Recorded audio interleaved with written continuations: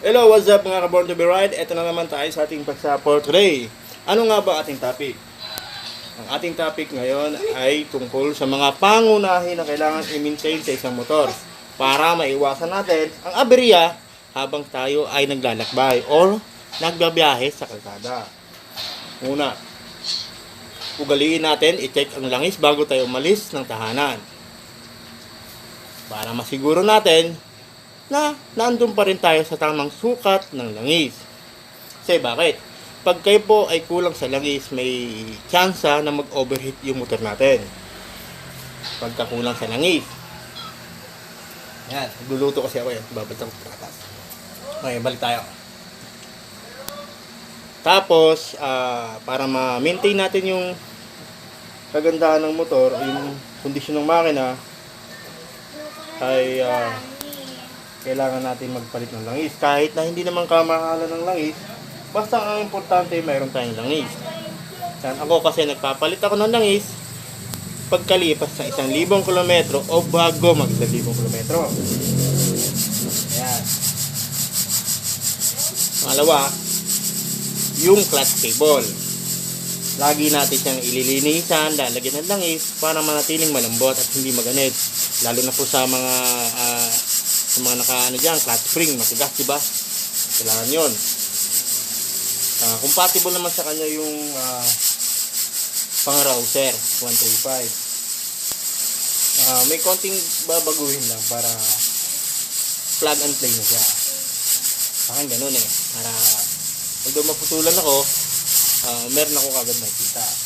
Dahil pang Rouser na siya, halos mabilis nang hanapin. Yan guys. Dalawa, yung kadena. Lagi natin siyang lalangisan para ma-maintain yung hindi siya magkalawang, hindi siya mapatid. Kasi pag kayo napatiran, mahirap siyang hanapin. Kahirapan siyang hanapin dahil hindi siya kagaya ng mga 428 na size na kadena na meron kaagad sa mga motor parts. Ayan. Tatlo, pang-apat, pangilan man, sunod yung kondisyon ng bearing ng ating mga gulong. Kailangan na ramdam mo naman yun kung wala sa kondisyon, malog. Kailangan na siyang palitan. Yan. At yung tamang sukat ng ng hangin ng gulong para kayo smooth, suabe manakbo. Pag nando kasi yung tamang sukat ng hangin ng gulong, hindi matagtag, di ba? Tapos, pag matagtag kasi ang motor, pag matigas ang gulong ng motor, yung bearing niya kasi mabilis masira. Pagka masyadong matigas, o pag malambot naman ang gulong ninyo, andun yung mags naman ang masisira. Kaya, para sa akin kasi ang ginagamit ko kasi 19 sa harap, 22 naman sa likod. Yun yung pressure ng gulong ko. Yan. At yung spark plug.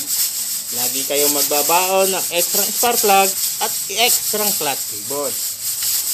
Tip ko para sa mga bumabiyahe, pang araw-araw nagbabiyahe sa kalsada. Diba? Yan. Tapos, yung tamang clearance ng ating valvula, ng ating valve. Pagkakaalam ko kasi, yung tamang sukat nila guys, 0506 yung valve clearance. Ako kasi naka-regrind cam ako, kaya wala na akong ganong clearance.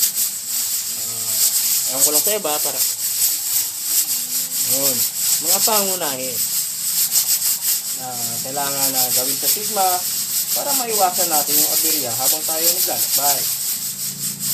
At huwag kakalimutan ang papel at lisensya. Yan. Para maiwasan din ang matinding aberya, huwag masyadong takbong pogi lang. Mga 80, 90, yan, tuwaling takbo yan. Yan. Babalik ako kasi. Ano pa ba? Ano pa bang kailangan i-maintain sa isang motor para manatili itong suwabe, smooth sa kalsada. Okay guys, sa mga experience ko sa aking mga takbo, O, bumabiyaya ko Negros, Cebu, Dumaguete, yan, napuntahan ko na yan. Mindoro. So far, wala pa naman akong naging abiri sa kalsada. Nasiraan, gano'n, wala. Hindi pa naman nangyayat sa Sigma ngayon kahit may konting cargo yun. Yan. Good. Ano pa ba? Ano pa bang mga kailangan i-engage pa nila? Okay, ito. Clutch cable, spark plug, at yung kadena. Yan, langis. Importante talaga ang langis. Pagkalipas ng 1,000 kilometro o bago mag 1,000 kilometro. Ganun kasi ako. Ang karamihan kasi sa atin, ang iba ay nakabase kung gaano nakatagal. Yung bago magpalit every month, pagkalipas ng isang buwan, bago sila magpalit, o po hindi, takbo. Doon po ako sa takbo nakabase. Kung ang motor kayo umabot ng 1,000 kilometer, papalitan ko na talaga lang eh.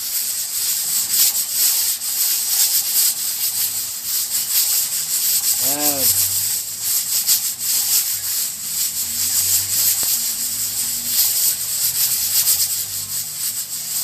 Okay guys,